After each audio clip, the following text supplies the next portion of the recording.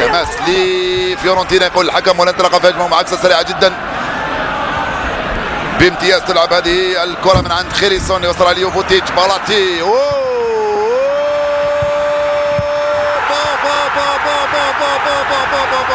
يا له من هدف، يا لها من لعبه ممتازه جدا. وخيريسون البرازيلي يفتح مجال التسجيل لصالح فيورنتينا. يا لها من لعبه ثلاثيه رائعه ممتازه، وكانها لعبه البيار.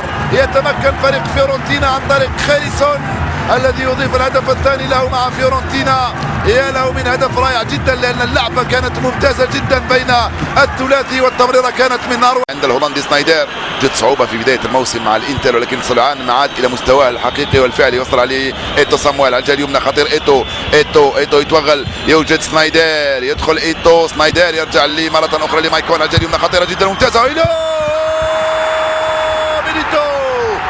ميليتو يعدل النتيجة للإنتر ربع ساعة قبل نهاية المباراة.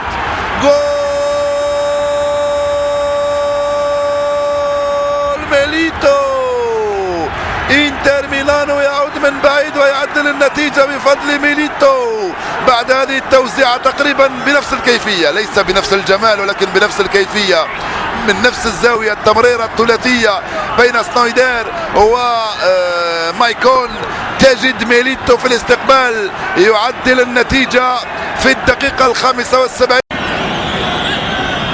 تنفذ الركنية من فيليبي، وجوليو سيزار يخطئ مرة أخرى، وخروج من مايكون بالكرة. لمن من هناك الجهة اليمنى يلعبها مع سنايدر. صعبة الكرة هذه، صعبة، وانطلق إيتو يا سنايدر مباشرة لبالوتيلي.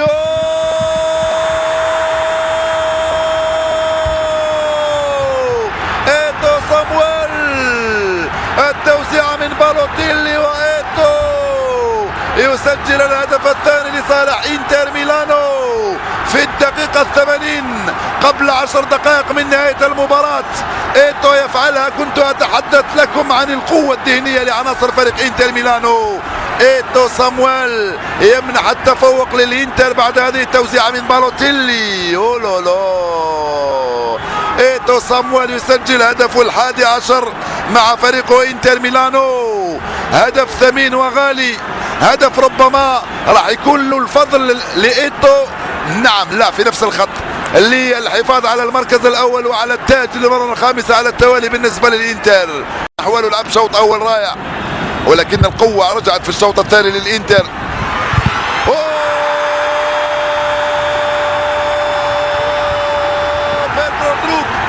جراندروب الدنماركي يعدل النتيجة لفيورنتينا. من حسن حظه فيورنتينا، وإلا لو تعطل قبل ما يعدل النتيجة كانت أموره تتعقد أكثر.